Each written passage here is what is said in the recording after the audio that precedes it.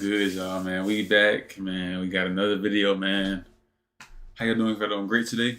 Today we got 5 disturbing missing journalists, mysterious cases that are scary. We're gonna see what happened. These missing journalists.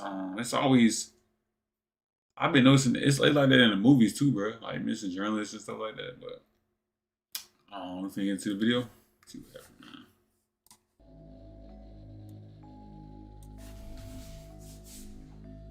Normally, the involvement of journalists in missing person cases is limited to spreading information about the unsolved case. But sometimes, investigative journalists become the subject of the investigations. Number 5. Haiti is a country that can be particularly dangerous for investigative journalists. This is especially the case in the capital of Port-au-Prince. The threats of violence and kidnapping didn't deter Vladimir Legenier, a photojournalist working as a freelancer at the time of his disappearance, but who had previously worked for major news outlets in Haiti. The experience meant that he knew how dangerous his job could be. Armed groups were active in the capital. In particular, a federation of 9 powerful gangs called G9 posed a serious threat to any journalists working in the area. So when Vladimir told his wife, Florette, that he was going to work on a risky project, they devised a system to make sure that he was as safe as possible. Florette didn't know exactly what the project was. So like, it's not crazy. But given the neighborhood was described as ground zero for gang violence, it was obvious he was at risk of becoming a missing person, or even worse. Florette would call Vladimir every 2 hours to check that he was okay. Vladimir left his home early in the morning of March 14th.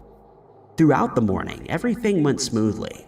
Florette called Vladimir at 12 p.m. Everything seemed fine, but Vladimir couldn't talk much and said he was busy. This was the last time anyone spoke to Vladimir before he became a missing person. 2 hours passed and Florette called again, but Vladimir didn't pick up. Florette knew something was wrong when Vladimir didn't come home that evening.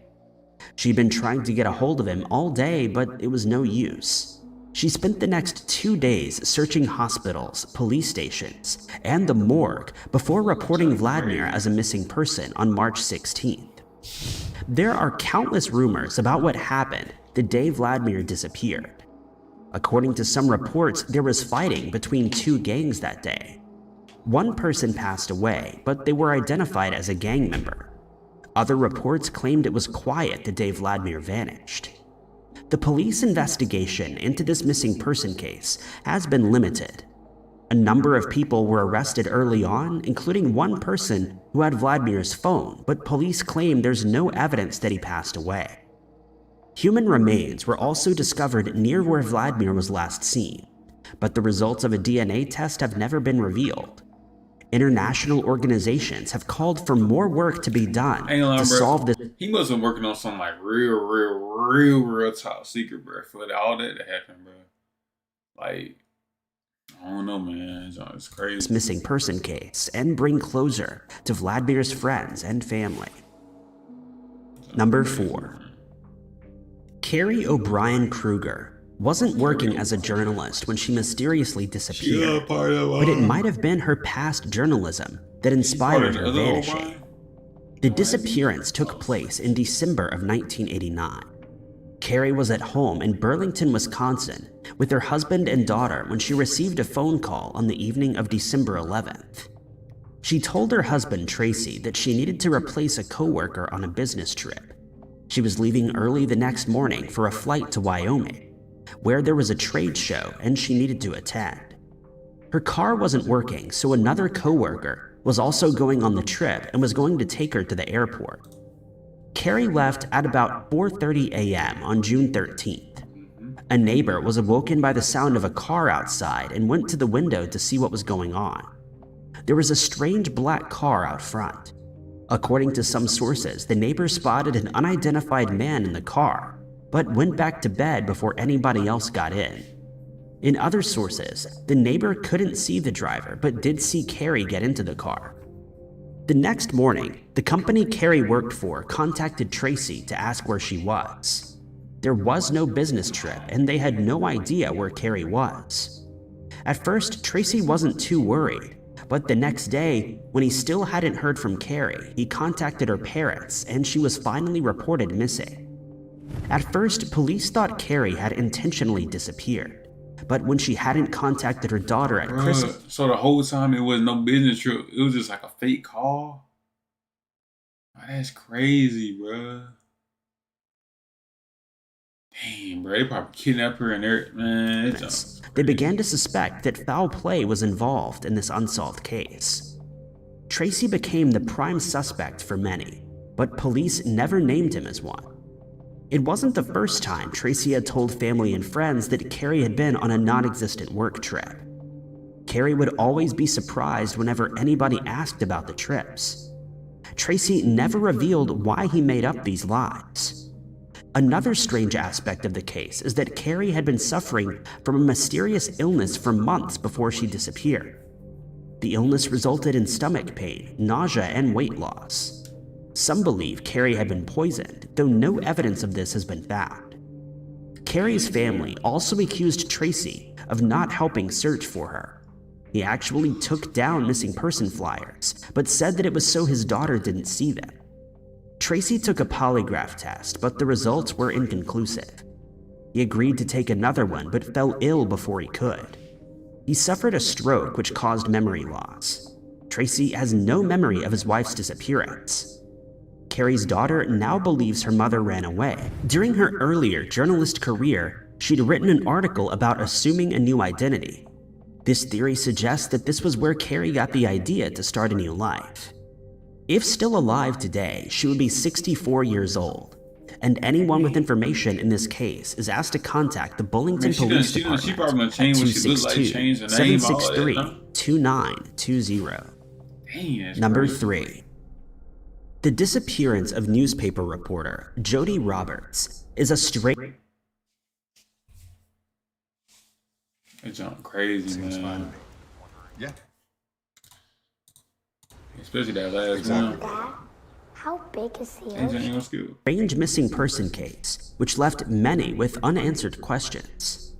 Jody was 27 years old when she vanished without a trace in May of 1985. She was working as a reporter in Tacoma, Washington at the time. Her career had her covering some dark stories, including corruption in the local government and the Green River serial killer. She said too much. So when Jody didn't show up for an assignment on May 20th, many feared her work might have caught up with her. Jody's parents and siblings began the search for their missing loved one. Her car was located in a parking garage near the newspaper office. Nobody had seen anything out of the ordinary, but it was possible she could have been grabbed on her way to her vehicle. Not everyone was convinced foul play was involved, though. Jody had emptied her bank account just before she vanished, and she had recently taken her pet cats to the Humane Society. It looked like she'd disappeared to start a new life. The case quickly went cold, but in 1997, police took another look at the case.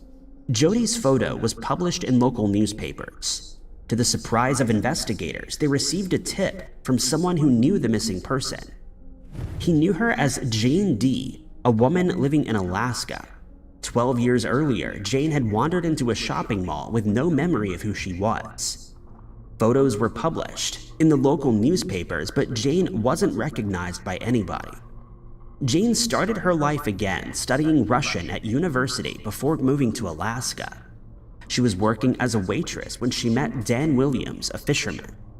They later married and had 4 daughters together before she was contacted by investigators searching for Jody. Jody's family recognized Jane as their missing loved one. Jane, or Jody, still didn't remember her past, but was keen to get to know her family again. Some people doubt Jody's amnesia story and believe there are still unanswered questions in this case. The missing person case is officially solved. Number 2. Wait, so she... What? That is crazy, bro. So she forgot that she was with that family? I don't know, bro. That's crazy. Azuri Gwanda was an experienced and award-winning investigative journalist in Tanzania when he vanished without a trace in 2017. Azuri had grown up in a village in northwestern Tanzania but moved around the country to pursue his journalism career. He wanted to make a difference for his community and worked for various outlets. Azuri was tackling an extremely dark story. The region of Rufiji was the scene of more than 40 disappearances and passings over a 2-year period. The victims included everyone from ordinary citizens to police officers, and even government officials. Police were under extreme pressure to solve the crimes. Every now and again, high-ranking government officials would claim the criminals responsible for the crime would be captured soon, but those arrests never came. Police also claimed the mysterious disappearances were caused by foreign forces trying to cause disturbances in the area. Altogether, it made for a dangerous environment for Azuri to work in, but he was committed to reporting on the mysterious disappearances. His co-workers praised his courage for trying to get to the bottom of the unsolved cases. Can't be doing that, November man. 21st, 2017 they not was the trying to last keep- time Anna Pannoni saw her husband. She was working at a farm near their home when Azuri pulled up in a white Toyota Land Cruiser. There were 4 other men in the car who she didn't recognize. Azuri asked for the keys to their home, and he said that he had a work-related emergency and was going on a trip. He promised he would be back the following evening. Anna handed over the keys, but it was obvious something was wrong. When she returned home that night, she discovered the house had been ransacked and Azuri's phone was turned off. When he didn't return the next day, he was reported as a missing person. Most suspect his disappearance was caused by his investigative journalism work. Even though Azuri was one of countless people to have vanished, it didn't seem like a coincidence, especially given the state of his home. But beyond that, the missing case remains unsolved. There were even rumors that security agents were responsible for the disappearance. I mean, Family like, and campaign when you covering like a high profile like case or whatever, like stuff like that, man, them folks is on you, bro. You can't say too much, you can't do too much. They is on you, bro. He said somebody was like a dark thing he was trying to uncover. Like, you know what I'm saying? Can't be doing that, man. campaigners have criticized the government's response to the disappearance as well. In 2019, the Tanzanian foreign minister claimed Azuri had passed away, but he later retracted his statement. Azuri's missing person case, like the cases he covered, remains unsolved. Number 1. Hey, Noriko Tsuhide is a Japanese journalist who's been missing since 1998. One theory 1998. about her disappearance surrounds investigative journalism work that she was doing before she vanished. Noriko was 24 years old when she disappeared. She worked for the community magazine Ise Shima and was working on a story about the Watakano Island. The island could be accessed through a short boat ride and had an extremely dark history. There were stories about people being kidnapped by the Japanese mob and forced to work on the island, and once there, they could not leave. How much research Noriko had done on the story is unknown, but the attention would definitely have been unwanted. Noriko was last seen on November 24th leaving her office. The next day, police noticed Noriko's car parked outside the building. It was illegally parked, which was very unlike Noriko. The car seat had also been pushed back further than she normally would have had it, and there was a cigarette butt on the floor, but Noriko didn't smoke. Dang, bro, I can't- At first, police didn't think there was anything suspicious about her disappearance, but when she hadn't been found in a month, it seemed likely foul play What? was involved. Police discovered Is it- she is had it- 4 calls Man, from a no way man it on the isn't day her that she fault. disappeared.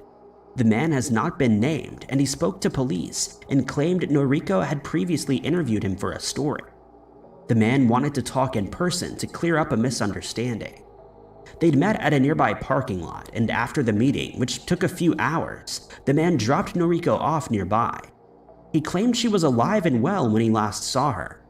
The man had no alibi, but there was no evidence he had any involvement in the disappearance, and he was never arrested.